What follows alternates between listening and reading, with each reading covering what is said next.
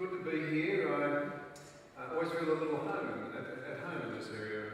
One branch of my family settled in Burrell in 1842.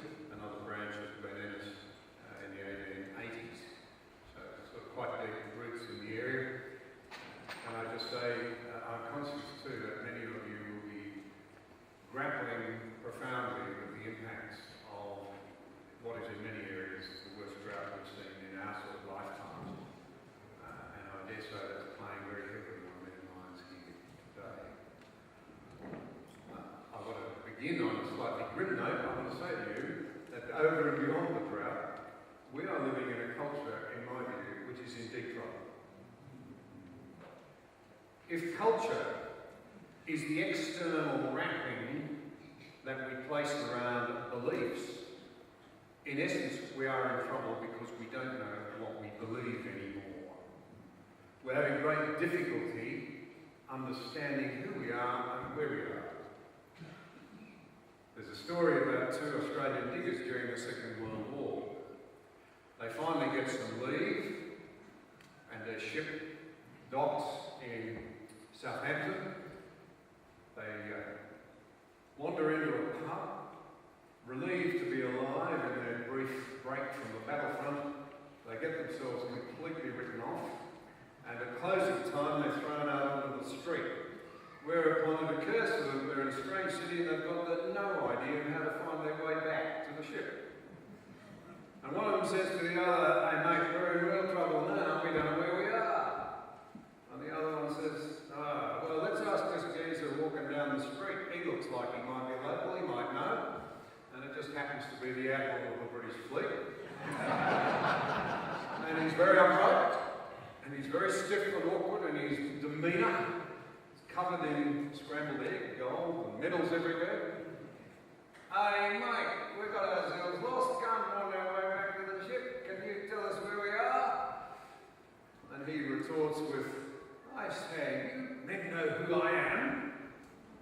And one of the Australians looks at the other and says, "Now we're in real trouble. We don't know where we are, and he doesn't know who he is."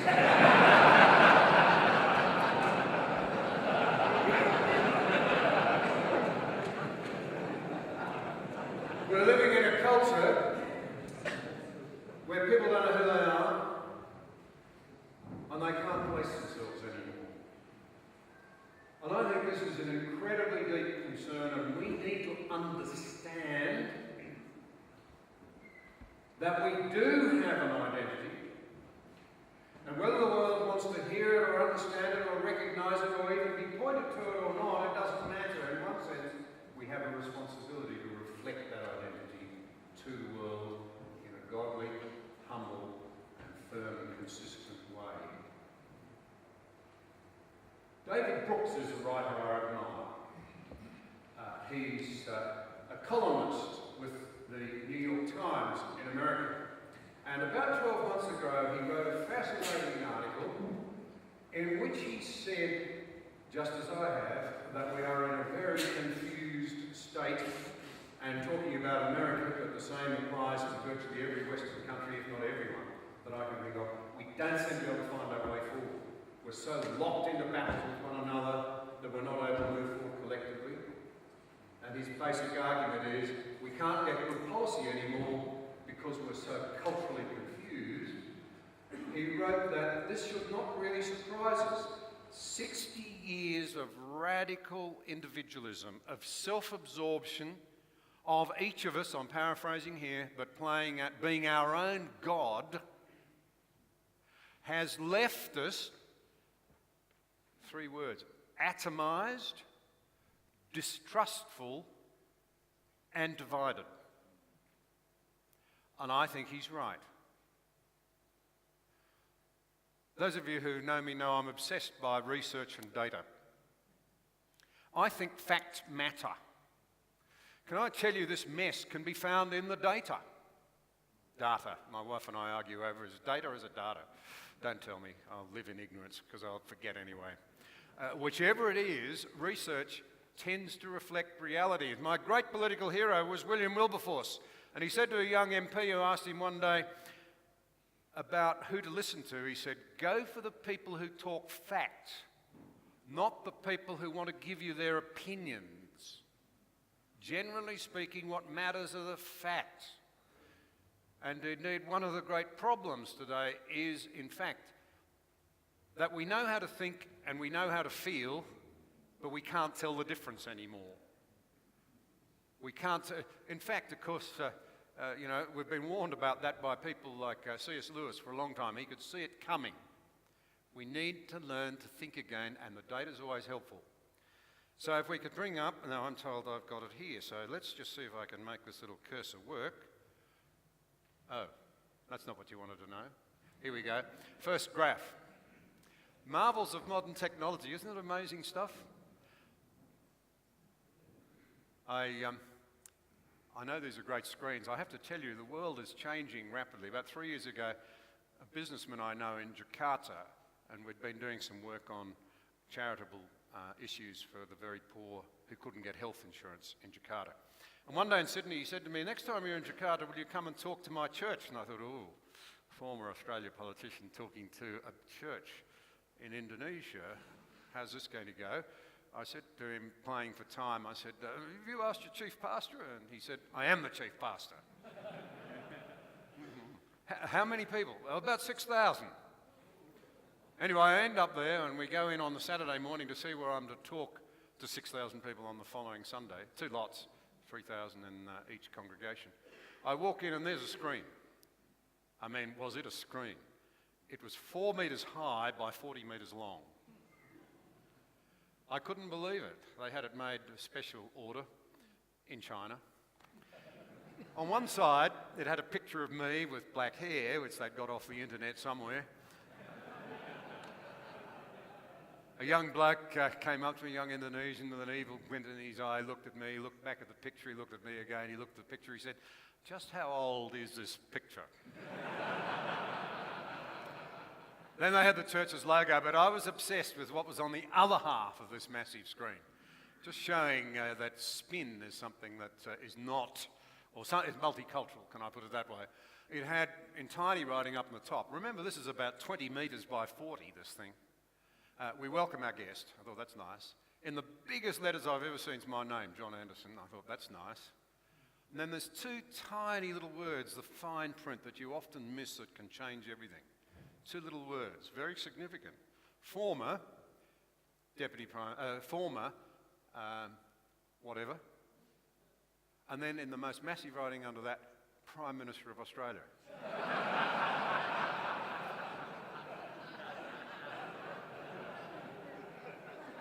So I took a photograph of this thing. Thought I'll take it back to Canberra and I'll go and talk to the Prime Minister and say, listen, old fellow, while I've been away, there's been a coup. Trouble is, the joke fell flat because by the time I got back, there had been a coup.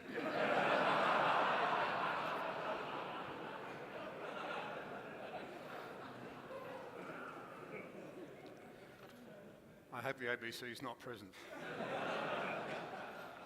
Anyway, what's the significance of this graph? Now what have I done? Back on. It's gone slightly wrong, I've got to say. I don't know what's wrong with the dates along the bottom. But the significance of this graph is, it measures, it's work done by the Australian National University, and it's what Australians perceive to be the motivation of their political leaders in Canberra. It's devastating stuff. It shows that effectively we think, huge numbers of us think the politicians are there primarily to look after themselves, and it's reaching uncharted levels. And the bottom, the blue line, is a measure of those who believe our political leaders can be trusted. It is also in uncharted low levels. The other interesting thing about this is that traditionally what happens has happened over my lifetime, of my voting years, if you like, and I'm not so young anymore. When an unpopular and tired government was thrown out, there was typically a huge surge in trust. Well, we think the new bunch are there to look after us, not ourselves, and we can trust them. It was very graphic in 1996, when the government that I was part of was elected. It was very pronounced again in 2007 when the Rudd government was elected. But what has happened since then is very significant, my friends. At subsequent elections, there has been no recovery in trust at all. We have become less and less and less trustful. And I don't know who will win the next election, but there's one thing I can say with some confidence: there'll be no honeymoon. We've decided we just don't trust them anymore. Now, this is a really important thing for us to dwell on. Whenever two or more are gathered, trust becomes an important issue, even a central issue, doesn't it? If we trust the other person, the people around us, our family, our community, those who lead us, our government, progress is easy because harmony and cooperation flow. To the extent that trust breaks down or is missing, harmony is lost. Cooperation becomes more difficult. Worse than that, freedom is threatened. The American forefathers, those of you who love history, spoke endlessly about how the American Constitution, with its emphasis on individual liberty and freedom, would work only so long as people behaved in ways that reflected integrity and honesty and trustworthiness in their dealings with one another. One of the framers of the American Constitution said that the American Constitution, brand new at the time, will work to preserve freedom only while the people are morally upright and bow their knees before God. It is wholly inadequate for any other sort of person. Can I tell you, with that sort of graph, we as Australians are in deep trouble. As I said to you, the data reflects the seat of the plant's knowledge that things are not going well. This incredible world that the God haters have effectively visited on us, because the people who influence our culture today, who shape it, who decide what is acceptable for us to say in the public square, what can be taught in our schools and so on and so forth, they are profoundly against the faith of our forefathers. I need hardly tell you that, need I? But look at the world that they are visiting on us. It is one where we do not trust ourselves and our institutions anymore. It is one where you look at the rest of the data. I was astonished to learn this week that 100,000 of our school children are on medication for anxiety and depression. We've made the children the victims in our culture wars. Is this the world that's so admirable, being built by the people who have mocked and continue to mock the very idea of God and his people having a place in the public square? I'll show you another graph in a moment that goes to the issue of polarisation, of atomisation, of breaking apart instead of working in unity. Trust, my friends, is of huge importance. Let me illustrate two ways in which it's coming undone. I don't know, and I'm not here to be political or to tell you how to vote, other than to say to you the principle when it comes to voting ought to be a Christian one: vote for your neighbour. In other words, not just selfishly. I won't go beyond that. But just stop and think about this at a federal level, what's happened in recent years. We elect a government, we're going to do so again in May, aren't we, to rule us in Canberra? And then what do we as a people immediately do to it? We cripple it by making sure the government can't take forward its mandate with a hung Senate. We've been doing it for years. What does it actually mean? Distill it down. It means that we do not trust the people we elect to govern us to get on with the job. We make sure that the Senate cripples them. That's a political example. Let me give you another one that I think is relevant and potent. We've recently had a Royal Commission of Inquiry into the banks and financial institutions. People have been horrified at what we have learnt. Probably every one of you was dismayed. I hope you were. It's a good thing in the end that we had the Royal Commission of Inquiry, I guess. It's a good thing that there are recommendations out of it, 78 of them.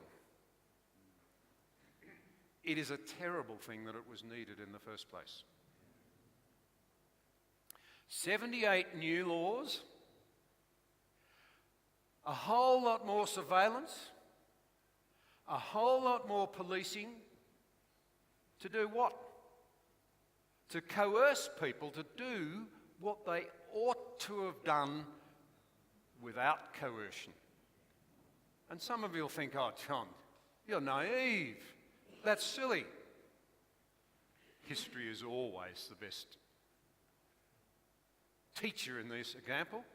One of the institutions that came out of this most trashed was the AMP, wasn't it? Let me tell you something about the AMP. It was set up by a clergyman with his Christian friends to provide financial services that would be second to none for their social conscience and impact, and for their trustworthiness, and that would be particularly aimed in the area of life assurance at providing for the less well-off. The official historian of the AMP was Geoffrey Blainey. He wrote that the AMP became the most trusted and most noble institution in Australia after the churches in terms of its impact for social and economic good. And those were the days when there were virtually no financial regulations. What have we come to that this once great institution would have? You'd be lucky if you'd find anybody in Australia today who would say it's a great force for economic and social good, wouldn't you? What have we come to? We have to bind it up in red tape and new laws. And believe you me, that red tape and new laws will impact on our freedoms. They're necessary, I don't argue with that, but they're only necessary because people have not done what we might reasonably have expected them to do. We've turned ourselves into gods again, each the centre of our own universe. As Daniel Altman wrote in a fascinating article called The United States of Narcissism a few years ago, you can still Google it. From the 1960s on, we gave up on big thinking in Western cultures. We'd deserted Christianity, we'd tried humanism. Optimistic humanism didn't work. The First World War showed us that we weren't building a perfect heaven on earth, so we became pessimistic humanists. Yes, we're still in control, even if we're not doing it well, but we're still in control. We had the Depression, we had the Second World War, we saw how terrible all the isms were, communism, Nazism, fascism. So we gave up on the mega narratives. It's about me, I will live for me, I will live for pleasure, I will live well, on credit if necessary, and if I can't borrow any more, I'll insist that the politicians give it to me, thereby indebting my children and my grandchildren in irresponsible ways. That's the price we are now paying for the breaking of trust between ourselves. But what is trust? What is trust? History is our best guide. And you'll say to me, history? We don't teach history anymore. Does history really matter? The greatest defender of freedom, of democratic freedom in the Western world in the last 100 years was plainly Winston Churchill. None of us would be sitting in this room today in the circumstances that we are if it had not been for Winston Churchill, the one man who had the courage to recognise what the world was confronting in the 1930s, put in power in the nick of time, And for all of his flaws, like all of us, he was deeply flawed, he stood. He'd written something just a few years before that was of profound importance in 1933. He said, a culture can be evaluated by the enthusiasm and the energy and the commitment it shows to passing on its story its religious beliefs, its heroes, to its children.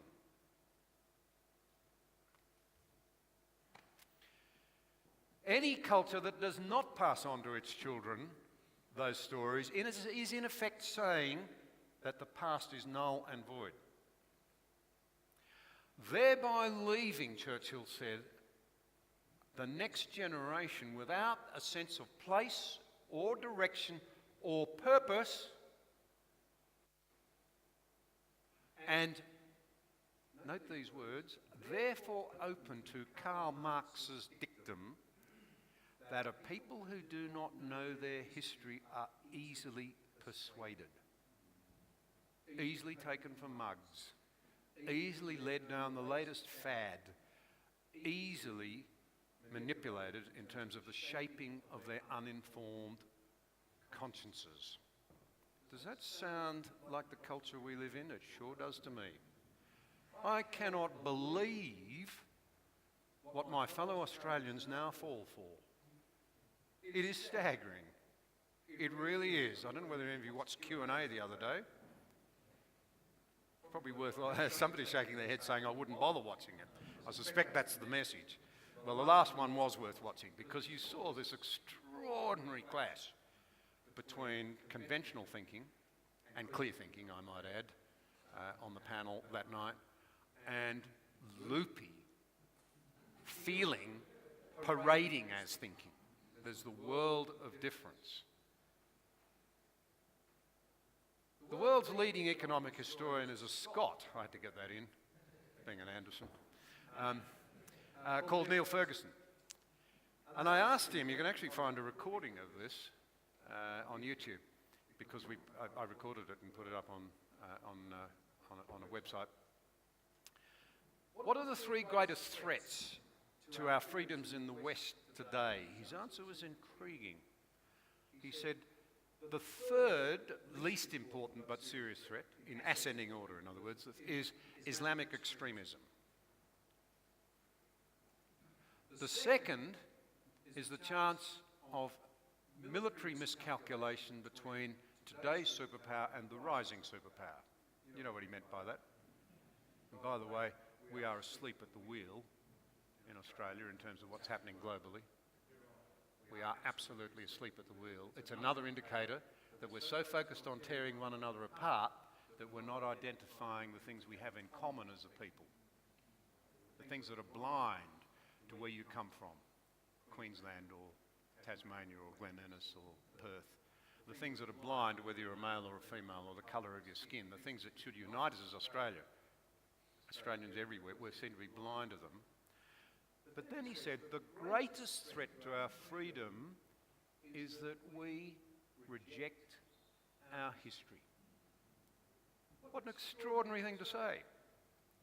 Well, I want to remind you on the question of trust of the most important piece of history as a guide that you could ever think of. And it's found in a magnificent piece of history which proves, if you stop and think about this, the value and the reliability and the trustworthiness of history. It's this. It's this. See, what is trust? How did it enter our thinking? How did it become something that was so important to us? You find it in the Judeo-Christian heritage. That's where it comes from. Find me another creed or belief system that has developed an importance of trust in the way that the Bible reveals in God's dealings with himself and with us. God makes covenants. He binds himself to his word. He makes promises and he keeps them. He gives his word and he keeps his word. He is a God who can be trusted. There, and the idea of covenantal relationships is where we can find our understanding of trust. And what a glorious and wonderful, incredible thing it is. The God of the universe gives us his word, and we can trust it. And I'd love to spend more time unpacking that, but time does not permit. The point that I want to make out of it, though, is that what does he expect of us? He expects us to trust him. He expects us to trust his word and his promises. What more? Then to emulate them in the way that we deal with one another. This reflects that we've lost it. We don't trust one another anymore. How are we then to live? In community by being trustworthy. By the way, trustworthiness is the key to character. We're all desperately looking for leaders of character, aren't we? We want people to lead us out of this mess. We want a modern-day Churchill or a Lincoln or a Roosevelt or whatever.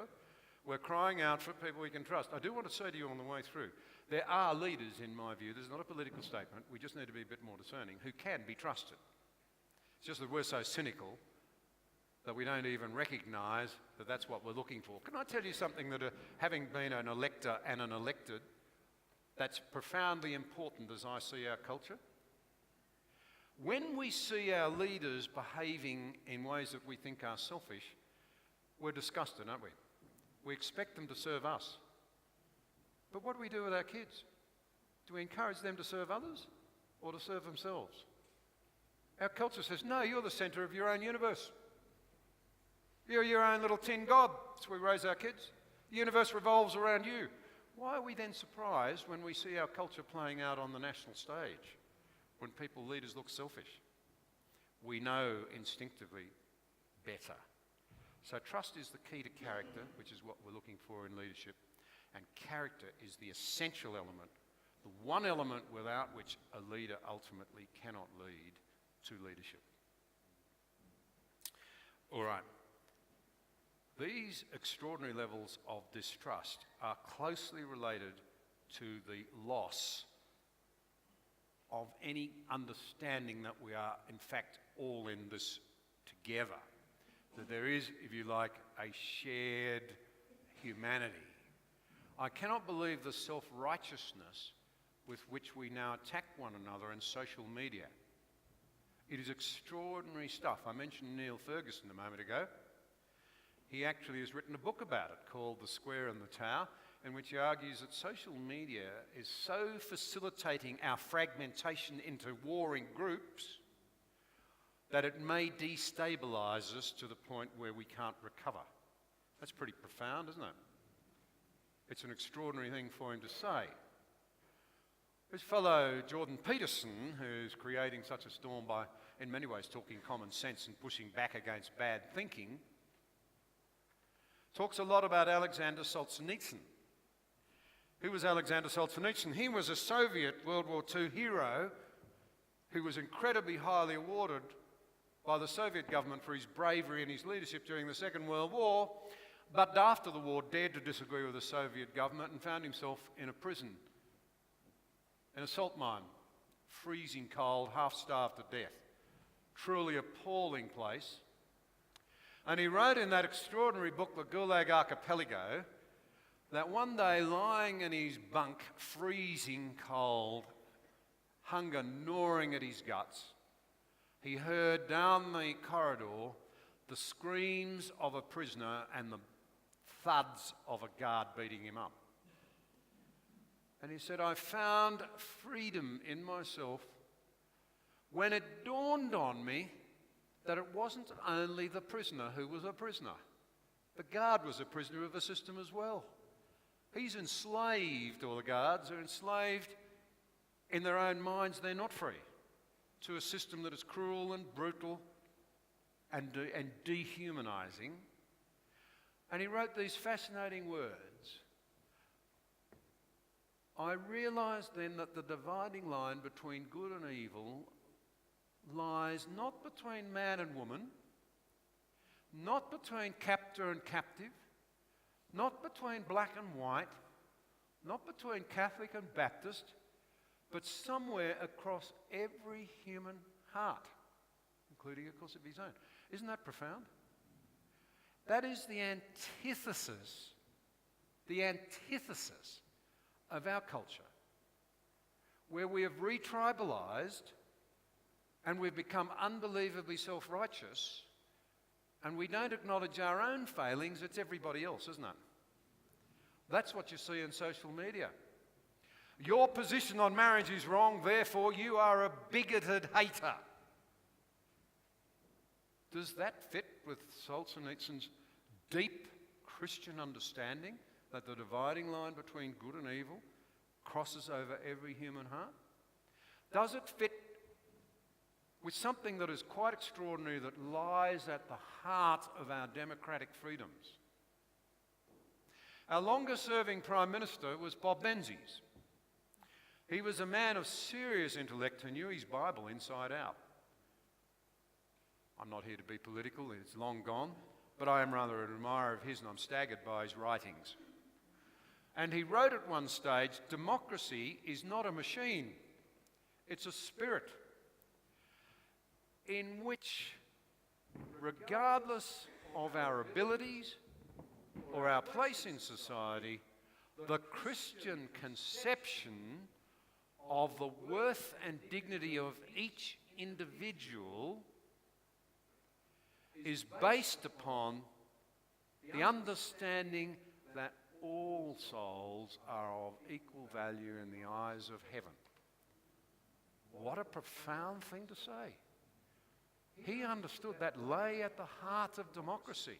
The very antithesis of the modern identity politics that sets one of us against another, that seeks on the basis of our gender or our sexuality or the colour of our skin to elevate the victim rather than pursue good policy for everyone. He understood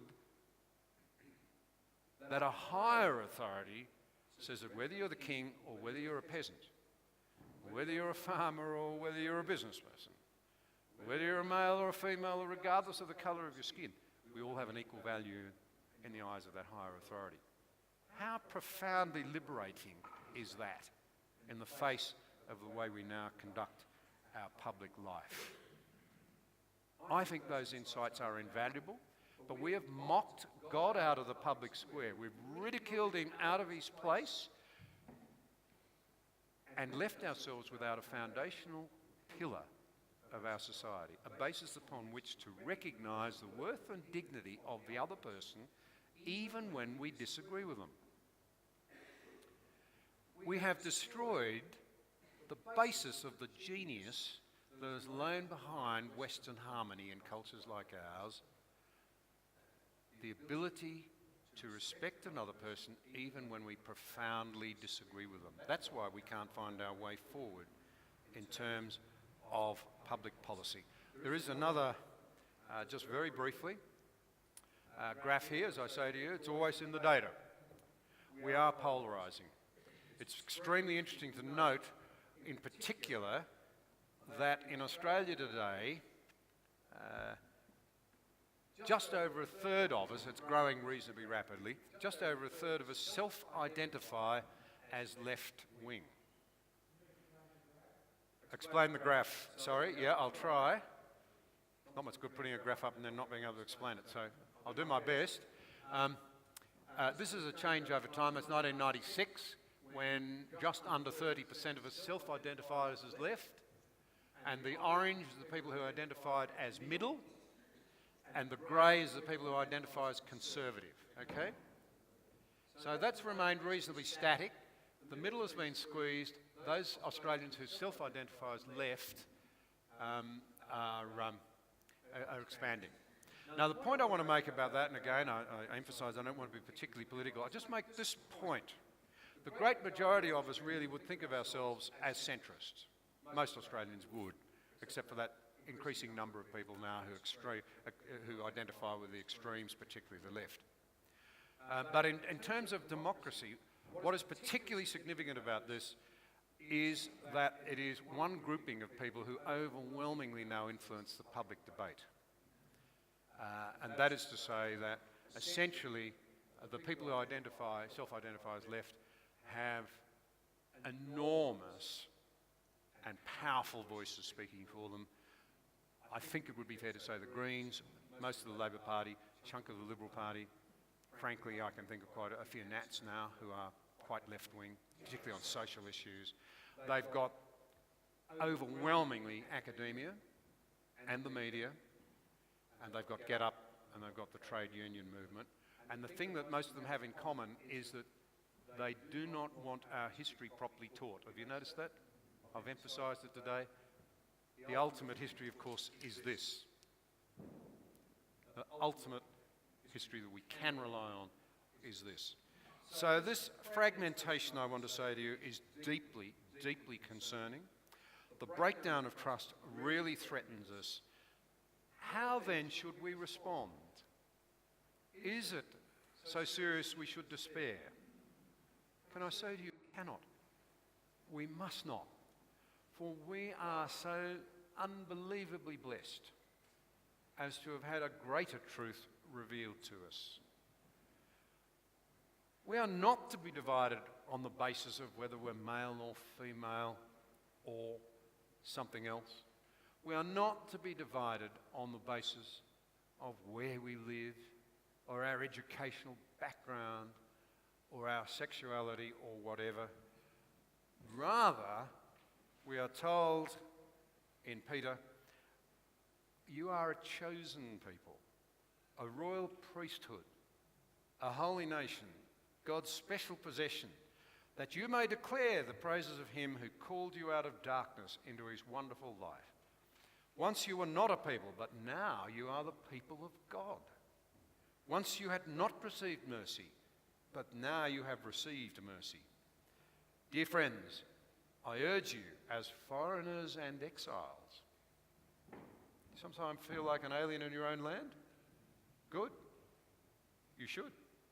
As foreigners and exiles, abstain from sinful desires which wage war against your soul. Live such good lives among the pagans that though they accuse you of doing wrong, they may see your good deeds and glorify God on the day he visits us.